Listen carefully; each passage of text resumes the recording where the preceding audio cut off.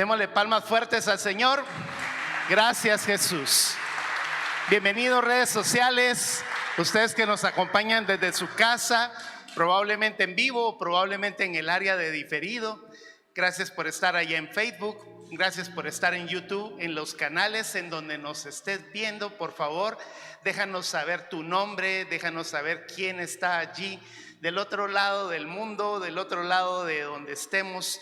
Y gracias porque tenemos la oportunidad de poder glorificar al Señor en esta mañana. Bueno, acá en Costa Rica, en esta semana que viene, se celebra el Día de la Madre. Así es que yo voy a pedirle a las mamitas que están allá en redes sociales y a todas las mamis que están acá que se pongan en pie. Yo quiero que oremos por ellas, queremos honrarlas, queremos darle gracias al Señor por sus vidas.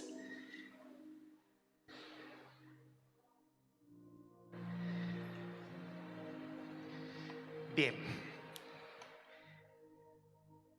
extienda su mano ahí a alguna de las mamás que están ahí cerca.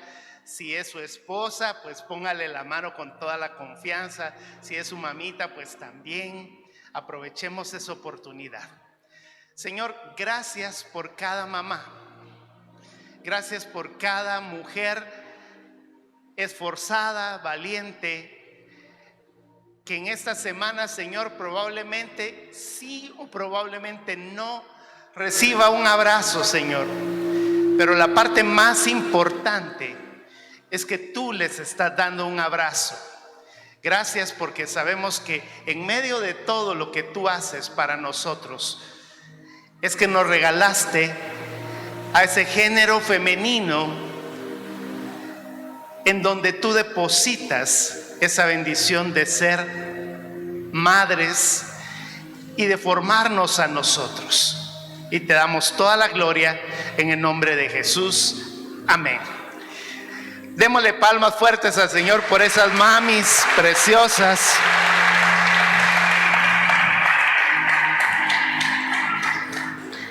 Bien, hoy nos toca el capítulo 3 de nuestra serie. Estamos, para los que en este momento están siguiendo la serie, ya tocamos el capítulo 1, tocamos el capítulo 2, y en el capítulo 1 vimos cómo Jesús es mayor que toda la creación. Estoy haciendo un pequeño resumen. Es mayor que toda la creación, pues Él es el creador. Jesús es el creador de todas las cosas y su naturaleza divina, porque tenemos a un Dios hecho hombre. ¿Cuántos creen esto? Amén. A un Dios hecho hombre que está por encima de todo y está en todo y tiene un nombre que es sobre todo nombre. Amén. Eso fue el capítulo 1. El capítulo 2 hablamos de que Jesús, siendo Dios, no escatimó el ser igual a Dios, sino que se dio Él en entrega de amor y nos salvó siendo la perfecta ofrenda de nuestra pureza. Amén. Ayer estábamos con los niños del hogarcito y estábamos compartiendo con ellos porque les estamos llevando una serie de la armadura de Dios en Efesios, y en esa parte estábamos hablando acerca de la coraza de justicia. Y viera qué lindos, porque les pusimos su cinto de la verdad y todo lo tenían hecho, y ahora les pusimos un pectoral, una forma en la que ellos puedan decir que es la coraza de justicia. Entonces les preguntábamos en ese momento, ¿y hay alguno de ustedes en este momento que no se haya portado mal el día de hoy? Y ninguno levantó la mano. Yo le hago la misma pregunta a usted en este momento hoy. ¿Hay alguien de nosotros que el día de hoy no haya pecado? Ninguno. Entonces le damos en este momento al Señor con todo nuestro corazón la respuesta diciendo: Señor, yo no soy justo, pero hay alguien que sí es justo. Entonces, cuando nosotros le enseñábamos ayer a los niños, nos poníamos a pensar de que la justicia viene a través de la armadura de otro, que es Jesús.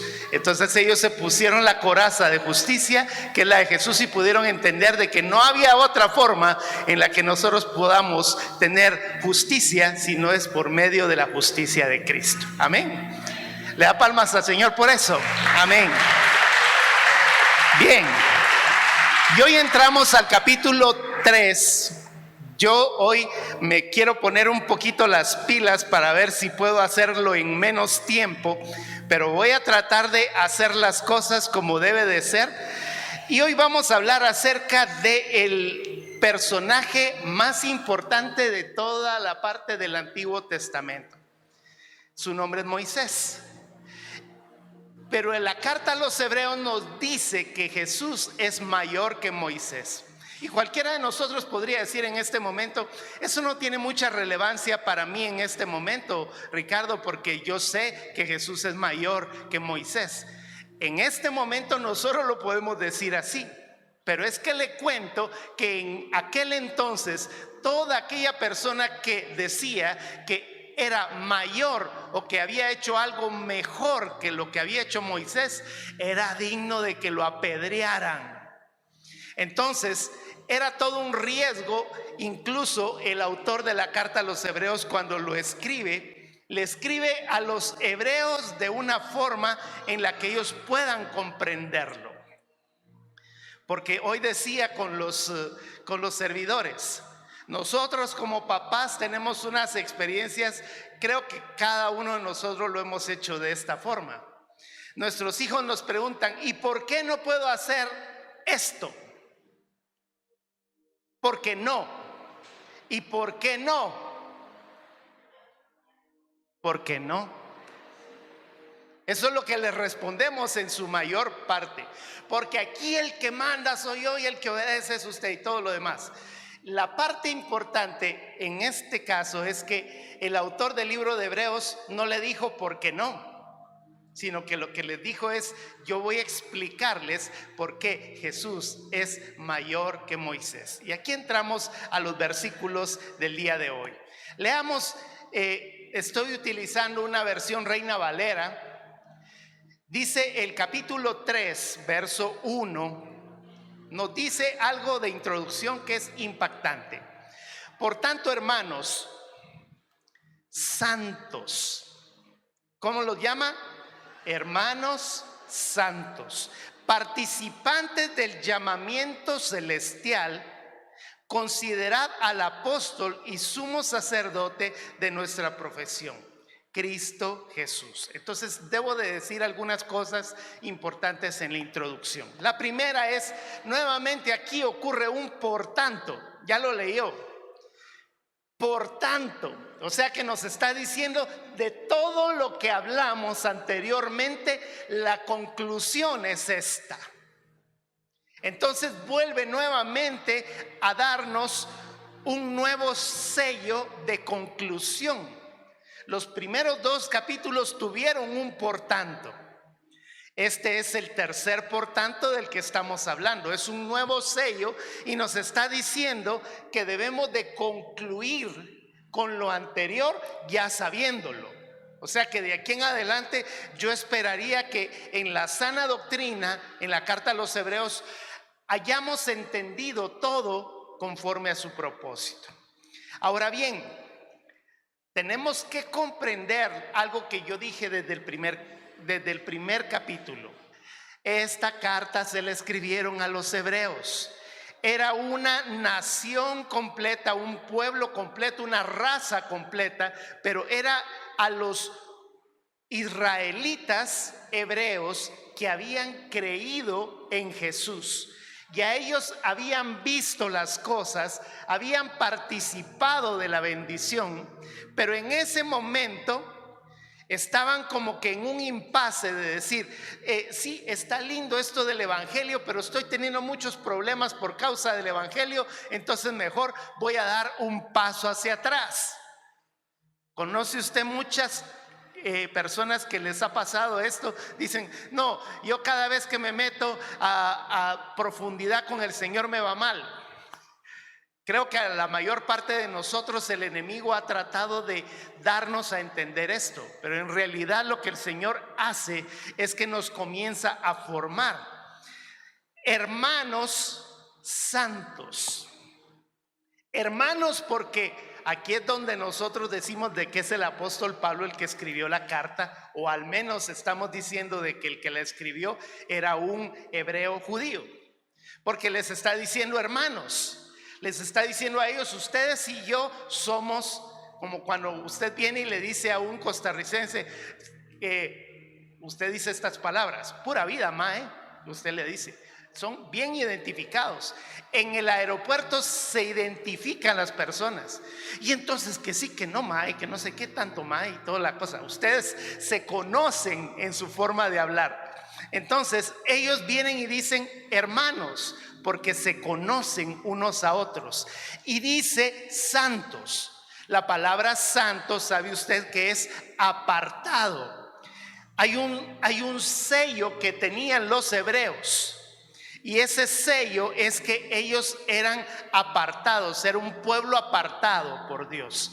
Usted se recuerda que en la carta, en la carta del apóstol Pedro, dice en 1 Pedro 2:9 que nosotros somos un pueblo escogido. Y ese pueblo escogido, el Señor nos ha dado la oportunidad de apartarnos para Dios, para hacer las cosas de Dios. Eso es una persona santa. O sea que voltee a ver al que tiene a la par y dígale, usted es un santo. Usted es una santa. Bien, entonces Israel era un pueblo apartado, pero es importante entender de que tenían un llamamiento, pero ese llamamiento era un llamamiento terrenal. Apúntese eso en sus apuntes que tiene. Era un llamamiento terrenal porque al pueblo de Israel le habían ofrecido la tierra prometida. Ahora tenemos que entender que ellos estaban siendo llamados con un llamamiento celestial. Porque tengo que decir esto, un judío puede tener un llamamiento terrenal y perderse del llamado celestial. ¿Me entiende esto?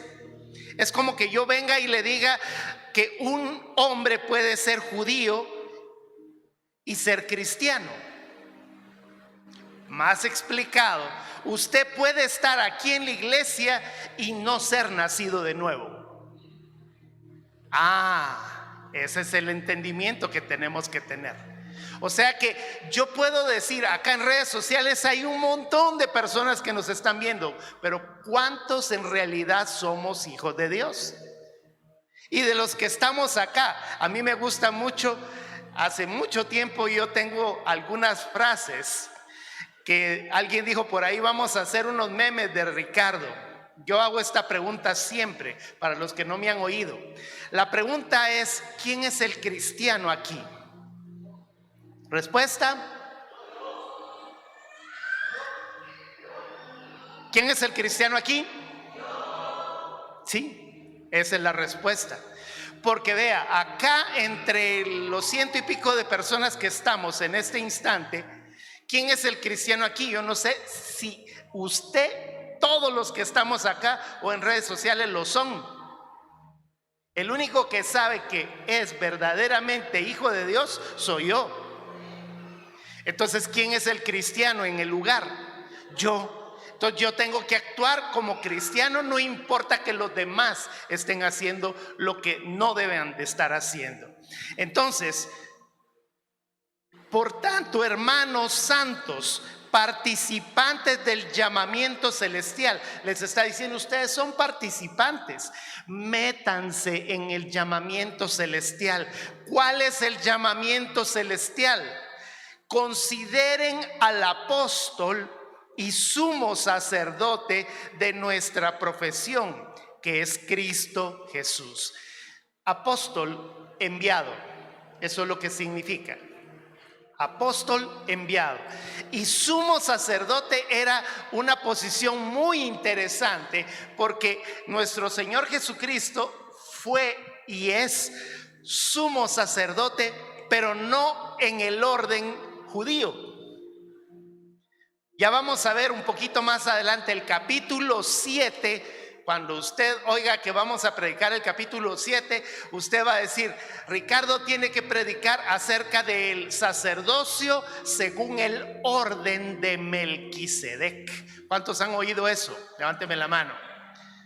Porque está el sacerdocio arónico y está el sacerdocio según el orden de Melquisedec. Y Jesús era y es y sigue siendo sacerdote según el orden de Melquisedec. ¿Qué significa eso? Ya lo va a ver en el capítulo 7, pero le doy un avance. Jesús no era de la tribu de Leví y todos los sacerdotes eran levitas, eran de la tribu de Leví. Y más, los sumos sacerdotes eran de la tribu de Leví, de la casa de Aarón. O sea que toda la descendencia de Aarón era sumo sacerdote. Ok, entonces vamos al versículo 2. Dice: el cual es fiel. Estamos hablando de Moisés y de Jesús. El cual es fiel al que le constituyó, como también lo fue Moisés en toda la casa de Dios. Es importante mencionarlo. En el versículo 1 habla de una profesión. Aquí no estamos hablando de cuando a usted le preguntan ¿cuál es tu profesión? Yo soy médico, yo soy abogado. No, aquí estamos hablando de que la palabra profesión, que habla la Reina Valera, si usted se mete a la Nueva Versión Internacional, dice confesión. O sea que profesar nuestra fe, a todos aquellos que profesamos la fe en Cristo Jesús, que confesamos a Cristo Jesús. Ok, el versículo 2, regreso ahí al capítulo, al versículo. Jesús y Moisés. El autor de la carta está haciendo una comparación muy interesante porque le quiere explicar a los hebreos por qué razón Jesús es mayor que Moisés. Jesús fue fiel, dice allí, al que lo nombró. ¿Quién lo nombró? Su Padre Celestial. ¿Y cómo lo nombró? ¿Cómo se llama? El verbo, ¿cómo se llama? Jesús. Le dio el nombre sobre de todo nombre. Eso ya lo estudiamos. Y por tener el nombre sobre de todo nombre, bajo el nombre de el que toda rodilla se doblará y toda lengua va a confesar que Él es el Señor. Entonces, interesante que también a Moisés el Señor lo colocó bajo el cuidado de la casa de Dios. Yo no sé si usted ha estudiado esta parte, pero cuando Moisés subió al monte, él vio el templo original y vio al sumo sacerdote llamado Jesús en ese templo original. ¿Y qué fue lo que hizo Moisés? A Moisés se le entregó una copia del original. Vayamos, para que usted lo tenga claro, vayamos a Hebreos, al capítulo 8. Vamos a adelantar un poquito. Hebreos 8, versículo 5 nos dice: los cuales sirven a los que es figura y sombra de las cosas celestiales, como se le advirtió a Moisés cuando iba a erigir el tabernáculo, diciendo: mira, haz todas las cosas conforme al modelo que se te ha mostrado en el monte. O sea que cuando Moisés hizo todo lo que hizo en el monte, tomó las medidas y llegó con los levitas y les dijo: hagan esto, aquí está el tabernáculo, el lugar, el atrio, el lugar santo, el lugar santísimo, y todo lo que nosotros supuestamente tendríamos que saber, ¿verdad? Voy a apelar un poquito a eso. que todos sepamos. Entonces, la fidelidad con la que Moisés copió todas las cosas lo hizo a él ser fiel a la casa de Dios. Es más, todo lo que Moisés hizo, emitió las leyes, todas las leyes daban a conocer la fidelidad con la que Moisés escribió todas las cosas. Sin embargo, Moisés fue un hombre falible, o sea que fue un hombre que cometió errores. Hoy en la mañana precisamente hablábamos acerca de eso. Cometió errores porque lo llevaron hasta el tope los israelitas. Dijeron, hasta aquí vamos a hacer las cosas. Imagínense, ellos vivían en el poder de Dios, habían visto todas las señales, los prodigios y los milagros, y sin embargo, en medio de todo esto, comenzaron a ser incrédulos. El ejemplo que voy a poner acá es el del agua. Estaban en medio del desierto, tuvieron sed y comenzaron a decirle, mejor nos regresamos a Egipto y todo lo demás. Entonces vino el Señor y le dijo a Moisés y a Aarón, vayan a la roca, a la peña de Horeb, y muestren la roca. Vea lo que dijo el Señor. Vaya directamente a Números capítulo 20 para que usted lea en lugar de que yo se lo narre. Números capítulo 20 verso 8. Números capítulo 20 verso 8 nos dice, toma la vara, o sea, le dijo que llevara la vara, y reúne a la congregación, tú y Aarón, tu hermano, y háblale a la peña a vista de ellos, y ella dará agua, y les sacarás agua de la peña y darás de beber a la congregación y a sus bestias. Esa era la orden. Llevaba la vara, llegaba donde estaba la peña de Horeb y le decía a la peña, peña, da agua. Y la peña iba a dar agua. Pero a Moisés lo tenían hasta aquí los israelitas. Estaba que ya los hacía fritos en aceite de oliva. Entonces agarra la vara y se les queda viendo porque aquellos, sí, ahí está esa roca, no nos va a dar agua, que no sé qué. Y él, antes de decirle algo, agarra la vara y viene y dice, aquí está la roca, les va a dar agua. Y el Señor vino y dijo, ok, te voy a dar agua, pero ¿por qué golpeaste la roca? ¿Y sabe usted qué fue lo que sucedió? Que por causa de ese arrebato, Moisés no entró a la tierra prometida. Va a decir usted, y yo que agarro a chancletazos a mi hijo porque me saca de mis casillas. Obviamente todos nosotros nos enojamos. Hoy en la mañana estaba yo que ya echaba chispas por ahí. Y de repente vengo y les digo, bueno, tenemos que entender, Moisés fue falible. Pero ¿sabe qué es la parte maravillosa de Moisés? Que él no cometió errores en el momento en el que escribió toda la ley. No cometió errores. ¿Y sabe por qué estoy diciendo eso? Porque él escribió en lo que escribió con palabra revelada todos sus errores. ¿Y sabe por qué nos enteramos de que él cometió el error de darle a la roca 2 veces? Porque él mismo lo escribió. Esto nos enseña algo muy importante. Tenemos que reconocer nuestros errores. Para la próxima vez que usted se enoje y le esté echando todavía la culpa a su esposa, a sus hijos, venga y diga, no, tenés razón, yo cometí este error. ¿Por qué? Porque Moisés nos está enseñando esto. Amén, le da palmas fuertes al Señor por esa enseñanza.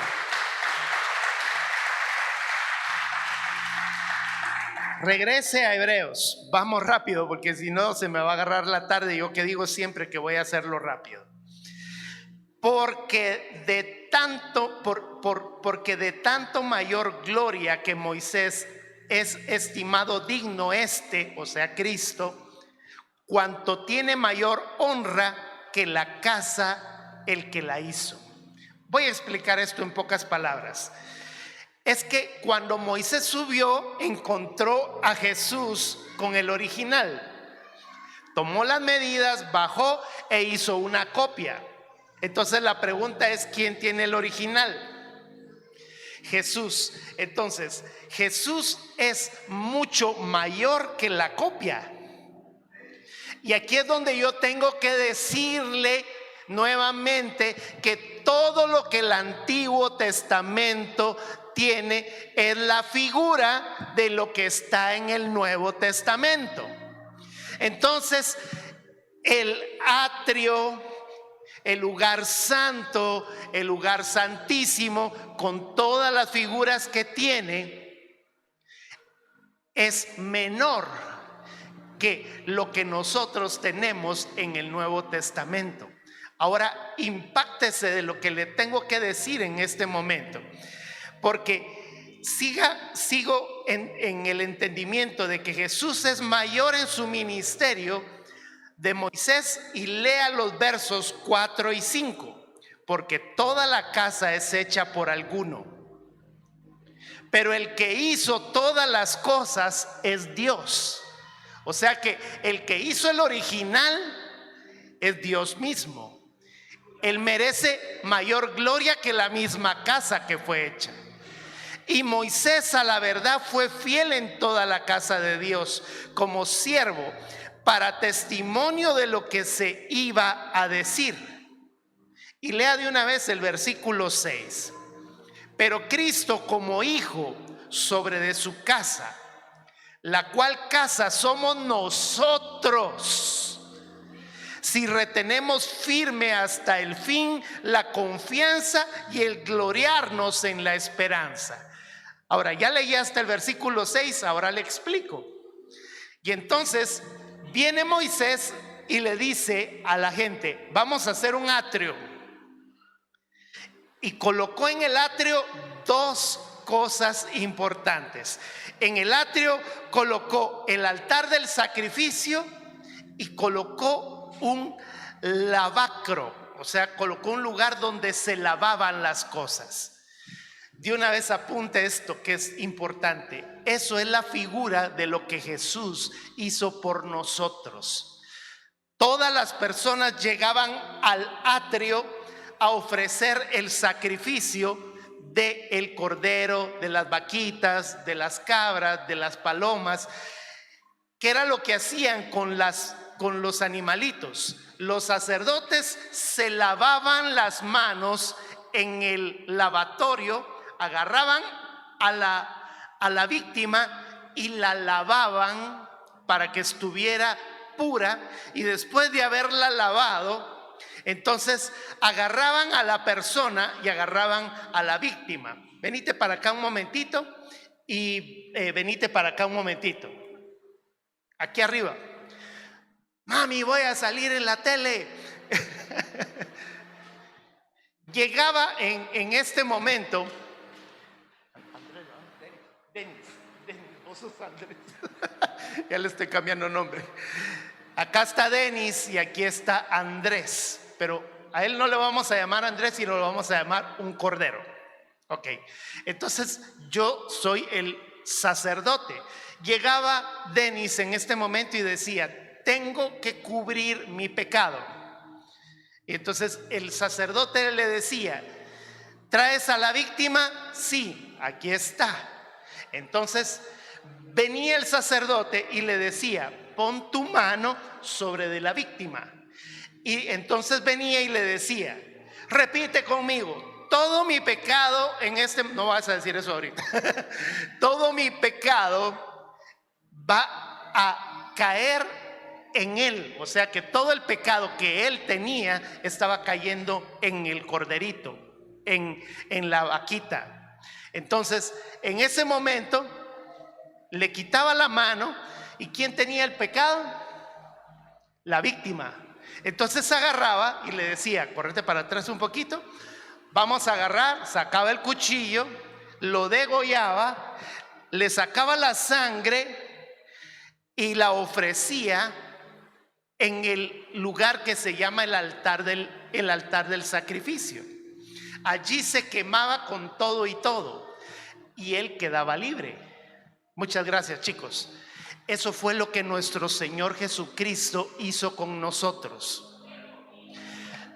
Todos en el día 14 del mes de Nisan pusimos las manos sobre de un cordero sin mancha y dijimos, todo mi pecado queda sobre de él. Cuando nosotros recibimos a Jesús y le decimos que él es nuestro Salvador, nuestro Redentor, estamos diciendo, Señor, te entrego todo mi pecado.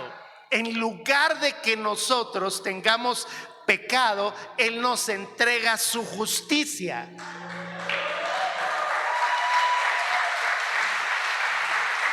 ¡Qué lindo! Entonces, eso lo hizo en el lugar llamado atrio.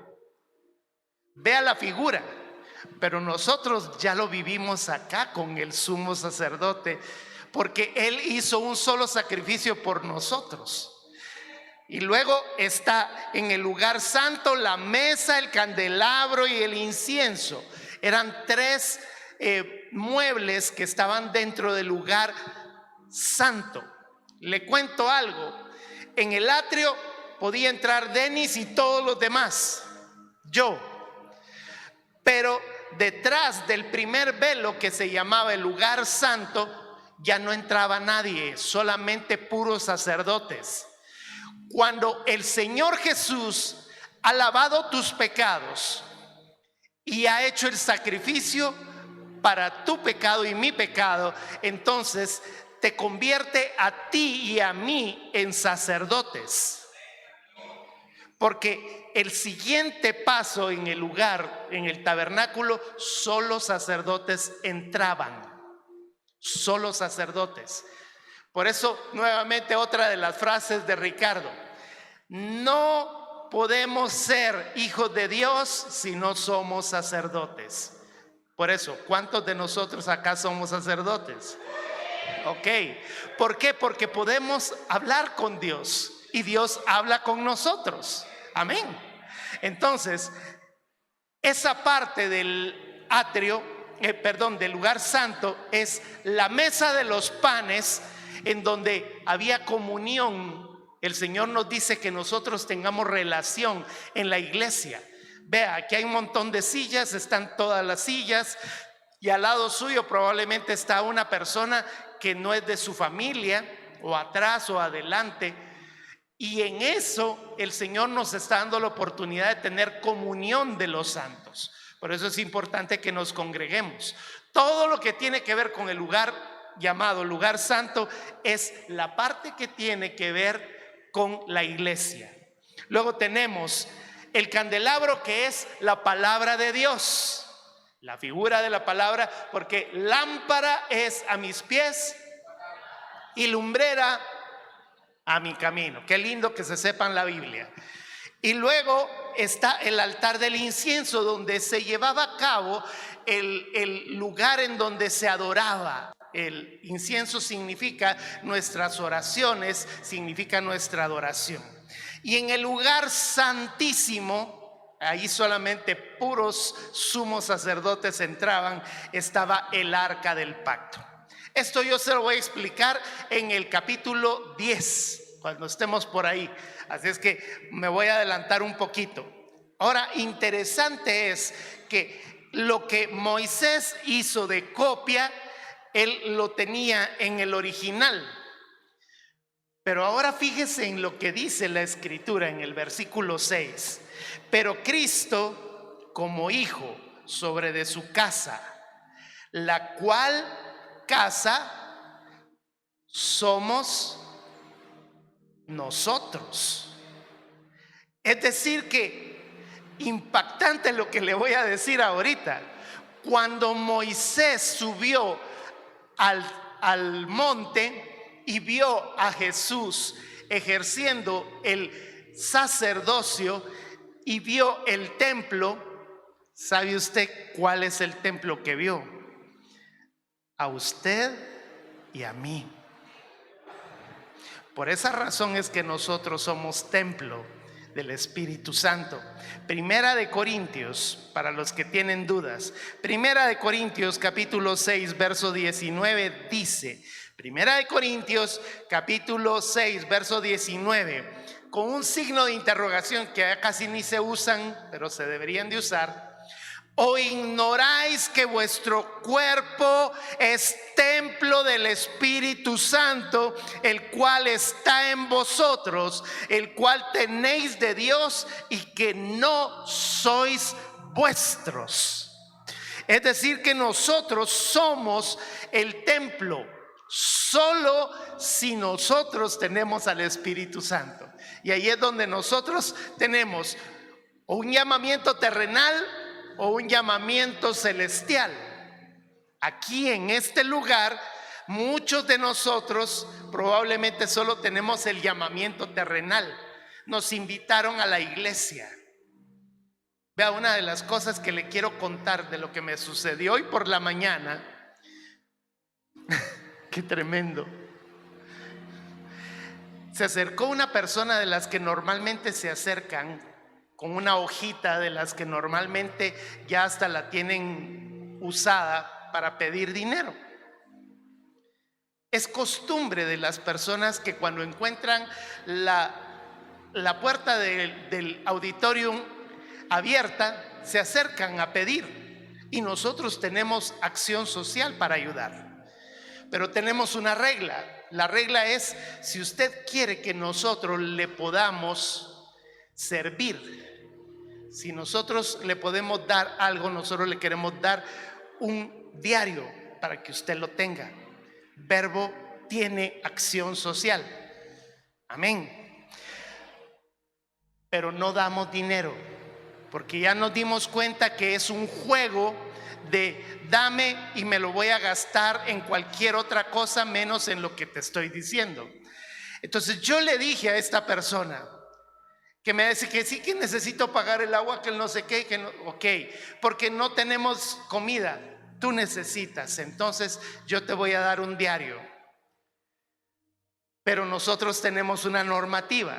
Si tú quieres el diario, vas a recibir el alimento, pero también vas a recibir alimento espiritual. Entonces pasa adelante. Yo te voy a dar el diario al finalizar el servicio. ¿Sabe qué pasó? Que si más si me pega. Eso fue lo que sucedió ahorita en la mañana. Yo le tuve que enfrentar al fulanito. ¿Por qué? Porque hay personas que conocen de Jesús, porque él me dice es que yo soy conocedor, que no sé qué, que yo soy del no sé cuánto, pero que si más, si hice las de Matrix así, para que no me diera. Tenemos un llamamiento aquí en esta casa, en esta bendición que nosotros tenemos, pero no todos tenemos ese llamamiento celestial. Si lo tuviéramos, qué bendición. Pero por esa razón es que nosotros debemos de dejar de ser evangélicos, llamamiento terrenal, y convertirnos en hijos de Dios, cristianos genuinos. Los israelitas eran israelitas con un llamamiento terrenal, pero podían llegar a ser con un llamamiento celestial cuando creían en Jesús. Y eso es lo que va a pasar al final de los tiempos. Bien, sigo con los siguientes versículos. Versículo 7. Hebreos capítulo 3, verso 7 en adelante. Dice, bueno, en su Reina Valera, ¿cuántos tiene Reina Valera? Allí dice el reposo del pueblo de Dios. Sí, así dice en su Biblia, ¿verdad? Que es la fe en su promesa. Si usted tiene una nueva versión internacional, allí dice advertencia contra la incredulidad. Bien que estudió Ricardo, va a decir. Sí, aquí lo tengo anotado. El versículo 7 dice: por lo cual, como dice el Espíritu Santo, si oyereis hoy su voz, no endurezcáis vuestro corazón como en la provocación del día de la tentación en el desierto, donde me tentaron vuestros padres y me probaron y vieron mis obras 40 años. Explico esto. Aquí nuevamente hay una puerta hacia el pasado que nos está llevando hacia el futuro.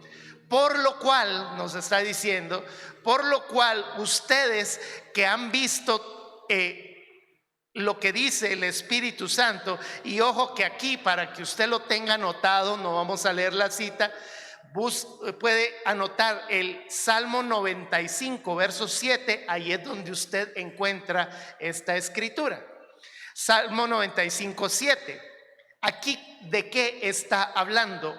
De la incredulidad. Y aquí tengo que decirle lo que decía hoy en la mañana en el resumen a los servidores. El pecado más antiguo, el pecado mucho más fuerte que cualquier otro, es la incredulidad. Y es la conciencia completa de no creerle a Dios. Vea lo que sucedió. Adán y Eva tenían una relación tan hermosa con Dios que dice la Escritura que estaban desnudos. ¿Qué significa eso? Eran transparentes. Ellos le creían todo a Dios. Era su papá, su creador. Y entre ellos no se escondían nada. Qué lindo que los matrimonios no se escondan nada, ¿verdad? Pero esos son otros 20,000 colones que tenemos que explicar otro día. El punto es que había tal transparencia que existía un amor, un vínculo de amor entre los dos, entre el hombre y Dios. ¿Por qué había ese amor? Porque tenían una intimidad. Yo puedo imaginar, porque eso no está escrito allí, que Dios se sentaba en una piedra a jugar con el agüita mientras venía Adán y Eva y estaban pescando algo y él explicaba cosas. Qué lindo fue ese tiempo en donde ellos se mantenían en una perfecta intimidad. Había una intimidad en ellos. ¿Y por qué había intimidad? Porque tenían una relación. Y esa relación que producía confianza.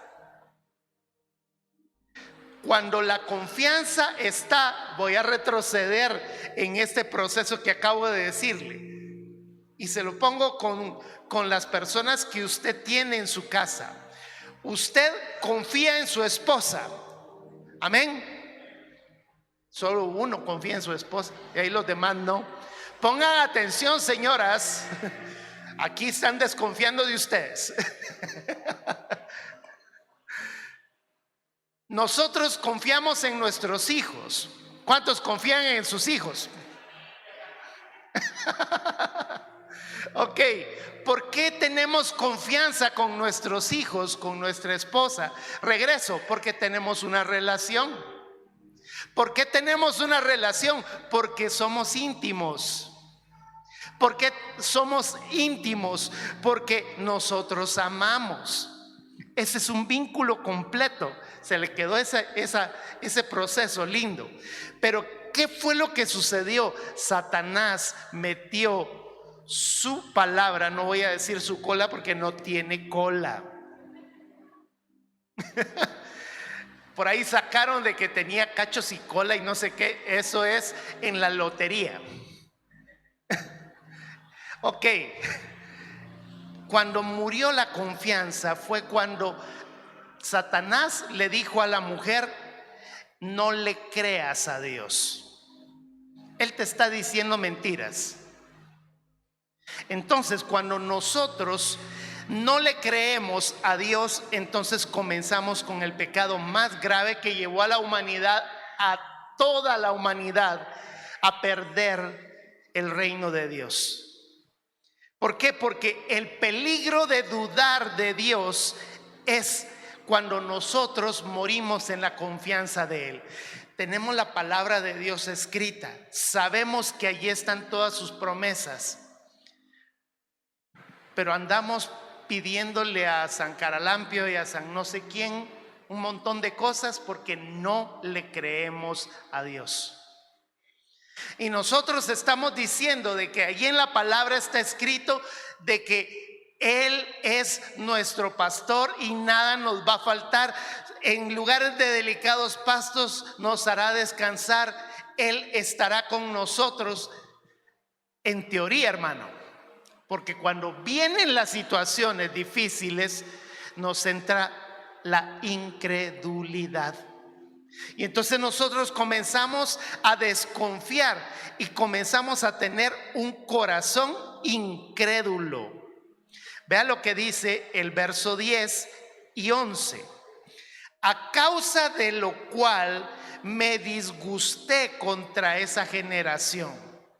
Yo le hago la pregunta, ¿usted quisiera que Dios estuviera disgustado con usted? Lo está muchas veces cuando nosotros venimos y contristamos al Espíritu Santo. Sí, el Señor se disgusta con nosotros, permanece con nosotros, como nuestra mamá o nuestro papá que nos dice, ay, es que te voy a aguantar, pero ahí están. El Señor nos dice a nosotros que Él quiere que nosotros tengamos reposo, o sea, que nosotros creamos. Dice, a causa de lo cual me disgusté contra esa generación y dije, siempre andan vagando en su corazón. El divagar en su corazón incrédulo es el siguiente por tanto que nos está diciendo en el verso 11. Por tanto, o sea que aquí nos está diciendo, si usted deja de creer, entonces no va a recibir. Vea lo que sucedió en el tiempo en el que Jesús estuvo en la tierra.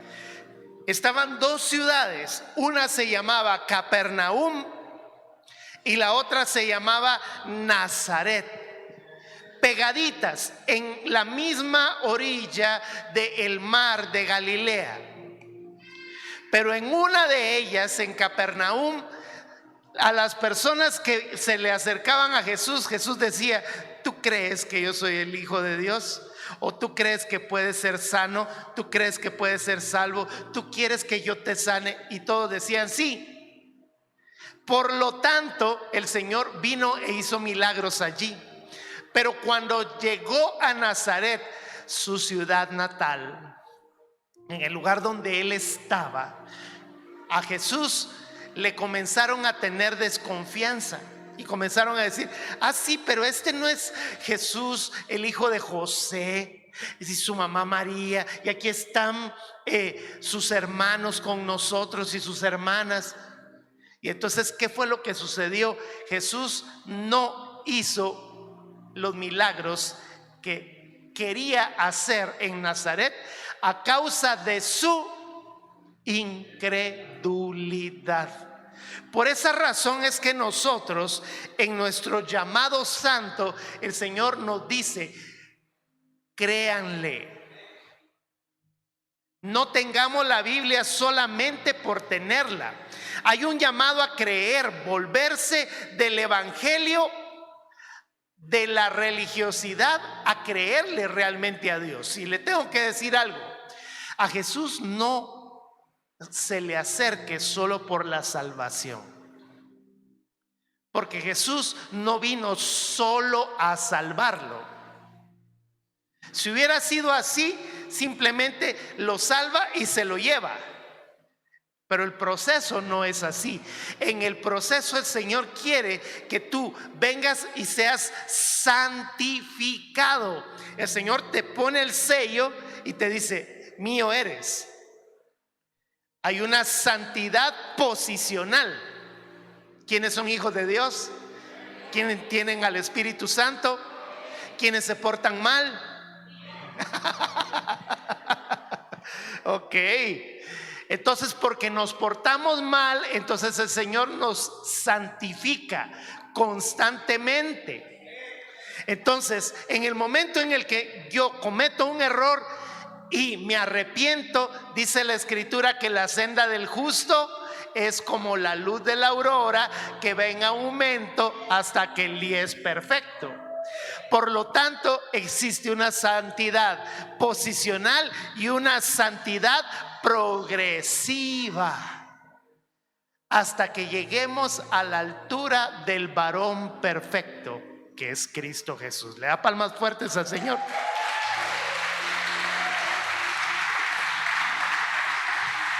Ahora vea, aquí estoy hablando a hijos de Dios, cristianos nacidos de nuevo.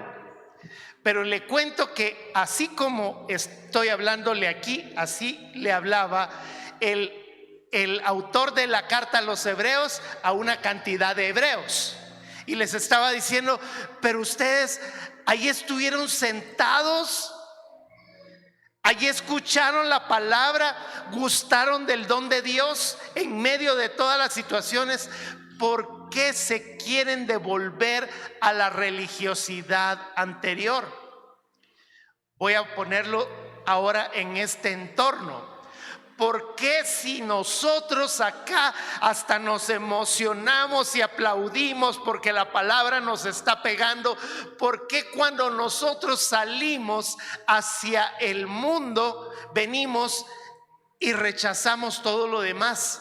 Vea, durante la semana, no le estoy diciendo que ustedes los que están diciendo eso no son ni costarricenses, son de otro planeta. Esos son personas que están en la congregación y que pasan un par de horas allá afuera y como que no recibieron la palabra. Hay religiosidad evangélica. Y eso significa que si tú estás recibiendo acá la palabra, pues cambiemos. Hagamos algo para cambiar. Yo me acerqué a algunos hoy y estaba dándole alguna palabra y me recuerdo que a alguien le dije que el Señor tenía en su corazón el hecho de que estaba viendo una pasión en esta persona. Esta persona, el Señor estaba viendo que se estaba acercando con la palabra del Señor y le estaba llevando palabra nueva. Había hambre. ¿Cuántos tienen hambre del Señor hoy? Si eso le decía yo al fulano que si más y me pega. ¿Tienes hambre? Sí. Bueno, te voy a dar pancito del Señor y después te doy la comida. Sí, pero ya lo perdonaste, Ricardo. Sí, ya lo perdoné. Sí. Verso 12. Mirad, hermanos, que no haya en ninguno de ustedes corazón malo de incredulidad para apartarse del Dios vivo. Hay un llamado a creer en Cristo Jesús. Entonces, Dios no te selló con el Espíritu Santo solo para la salvación. Él quiere que nosotros, que tú y yo cumplamos nuestro propósito. Por favor, iglesia, allá redes sociales, no creamos que solamente somos salvos. Creamos que el Señor nos está dando una manifestación de su presencia para que hagamos cosas grandes en Él.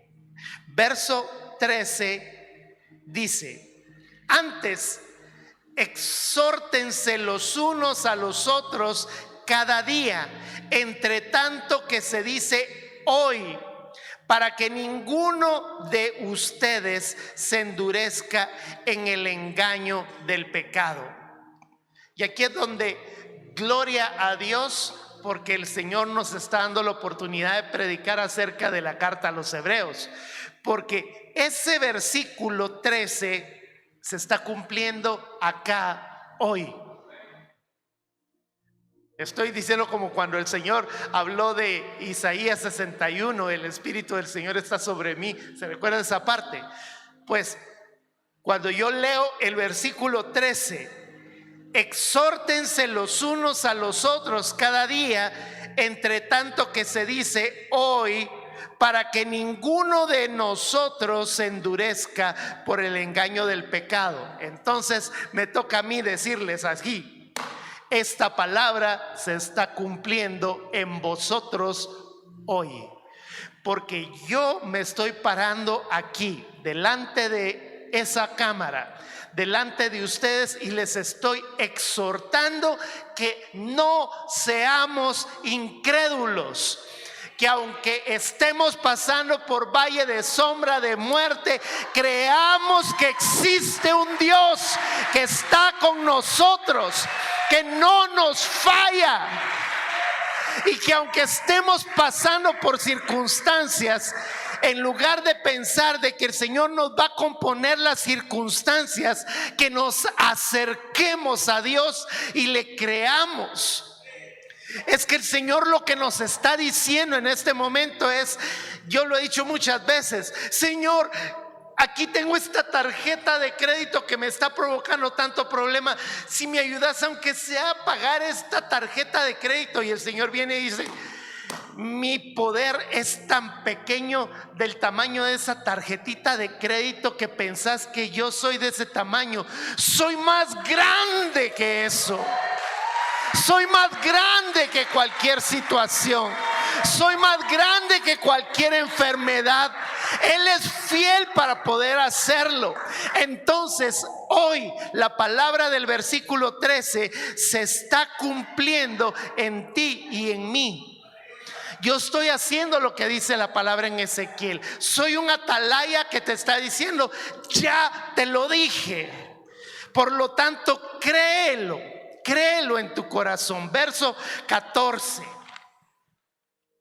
Porque somos hechos participantes de Cristo,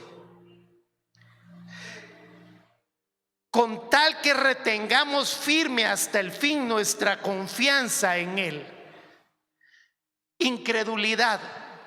Ese es el punto más importante de este capítulo. ¿Por qué razón incredulidad es el punto más importante? Porque por causa de la incredulidad fue que el pobre Moisés no entró a la tierra prometida. ¿Sabe usted que mucha gente es intelectual y tiene problemas con que la Biblia diga que el famoso Jonás entró al vientre del pez y salió 3 días después? Y hay gente que viene y dice: es que yo no puedo creer que estuviera vivo. Todavía se ponen a pensar si estuviera vivo. La escritura lo que nos dice es que se murió dentro del pez y 3 días resucitó, porque esa es la señal de Jonás, la que el Señor dice: entró a la tumba. Y el Señor entró a la tumba no vivo, entró muerto. Y estuvo 3 días, y al tercer día salió y resucitó. ¿Por qué cree que Jonás comenzó a predicar con más ganas? Porque era un hombre nuevo. Qué lindo, ¿verdad? Entonces el problema no es el intelecto, sino el corazón. Que muchos de nosotros tenemos la advertencia de que de repente dejemos de creer. Aquí el asunto no es cómo comenzamos, sino cómo terminamos. ¿A qué me refiero? Me estoy refiriendo a que muchos de nosotros comenzamos en el evangelio, pero de lo más lindo. Y uno los mira y dice: wow, es que esta persona tiene una forma de vida increíble. Pero al poco tiempo nos damos cuenta que a nada más perdido. Nos pasó, no voy a decir ni nombres ni nada.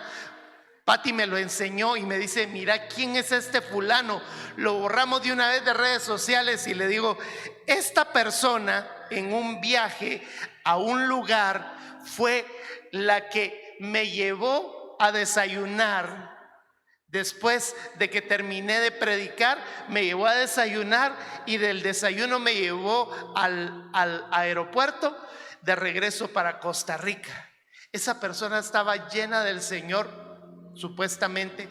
En el momento en el que llegamos al estacionamiento, oré por esta persona y me llevó y me vine para acá. Y cuando lo veo en redes sociales, es un fulano, aquí le llaman maripepinos, así le llaman, ¿verdad?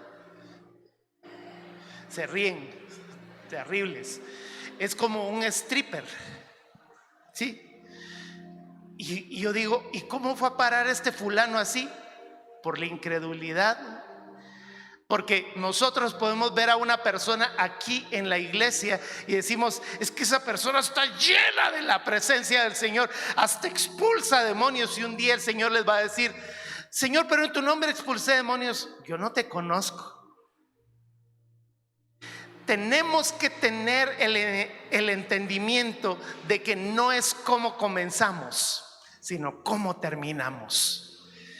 Y si comenzamos acá en la posicional, el Señor nos lleva a que seamos progresivos. Verso 15 al 19, y ahí voy terminando. Por tanto, que se dice, si oyereis hoy su voz, no endurezcáis vuestros corazones como en la provocación. ¿Quiénes fueron los que, habiendo oído, lo provocaron? ¿No fueron todos los que salieron de Egipto por mano de Moisés y con quienes estuvo disgustado durante 40 años? ¿No fue con los que pecaron, cuyo cuerpo cayeron en el desierto? Verso 18. ¿Y a quienes juró que no entrarían en su reposo, sino aquellos que lo desobedecieron? Vemos que no pudieron entrar a causa de la incredulidad.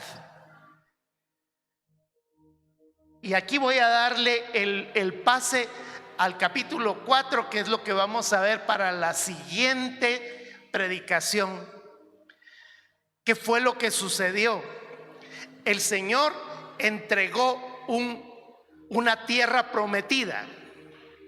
En el momento en el que el Señor, y aquí no estoy hablando de Israel, el Señor hizo en 6 días el jardín del Edén, toda la tierra. Estaba tan feliz que le dijo al hombre, aquí está, llena la tierra, sojúzgala, todo esto es tuyo. Cada vez que hacía una parte de la tierra prometida, decía, qué lindo me quedó, qué lindo me quedó. Hizo el día y la noche, qué lindo me quedó. Hizo las montañas, qué lindas. Hizo los animales, qué lindos los animales. Y cuando se lo entregó, viene el Señor y dice, ya te entregué toda mi herencia. El entregar la herencia y confiar en la herencia fue su reposo. Entonces él dijo, ya le entregué al hombre lo que tenía que entregarle. ¿Sabe qué hizo el hombre? Se lo entregó a otro ser creado. Entonces vino el Señor y dijo, no recibieron la herencia, no recibieron mi reposo. Entonces colocó una figura que fue el día de reposo, mientras estaban explicándole a todos los demás que iba a haber un reposo de alguien que iba a venir, la figura del sábado. Esa parte la voy a explicar la siguiente prédica. Solo le voy a decir esto último, que es que nuestro reposo se llama Jesús. Porque Él es el que nos devolvió el reino de los cielos. No es un día, es un ser que se llama Jesús en cuerpo, alma y espíritu, y es el Dios creador de todas las cosas. Amén. Le damos palmas al Señor por esto. Bien. Cierre sus ojos. Hoy aprendimos muchas cosas. Si estás ahí en redes sociales, igual cierra tus ojos. Señor, cuando Moisés vio la figura del tabernáculo, el tabernáculo donde tú estás ministrando, era mi corazón. Yo soy el lugar santísimo donde habitas tú, Señor. La misericordia que Dios me dio a mí es incomparable, porque si a Moisés lo que le dio fue una figura, yo tengo a tu Espíritu Santo. Agarra tu mano derecha y ponla sobre tu corazón y dile: Señor, yo quiero ser fiel sobre de tu casa, como lo fuiste en el momento en el que le entregaste a Moisés la figura. Yo soy el atrio, yo soy el lugar santo, yo soy el lugar santísimo. Y te doy gracias por estar dentro de mí. Segunda oración que quisiera que pudieras hacer. Dile en este momento al Señor: Señor, quiero tener un llamamiento celestial y quiero dejar de tener un llamamiento terrenal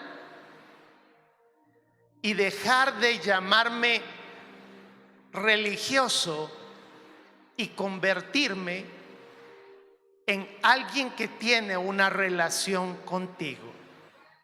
Señor, quiero que tú vuelvas a tener confianza en mí. Quiero que tú y yo podamos tener una relación juntos. Quiero que tú y yo tengamos una intimidad juntos.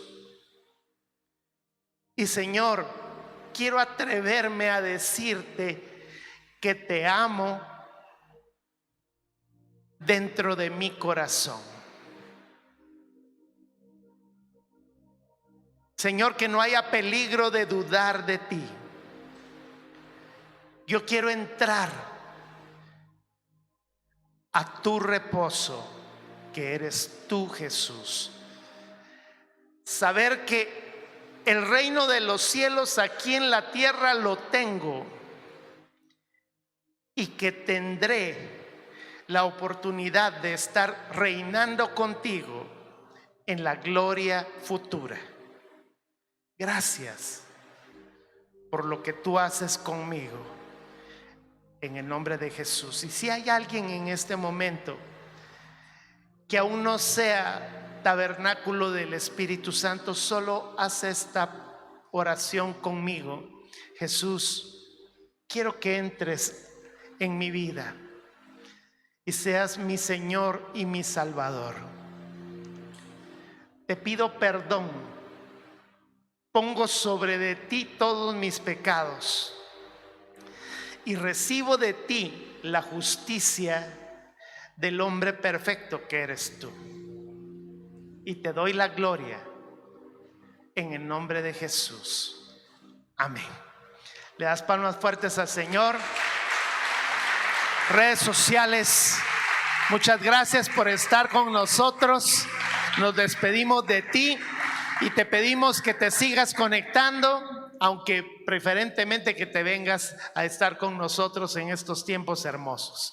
Que el Señor te bendiga grandemente.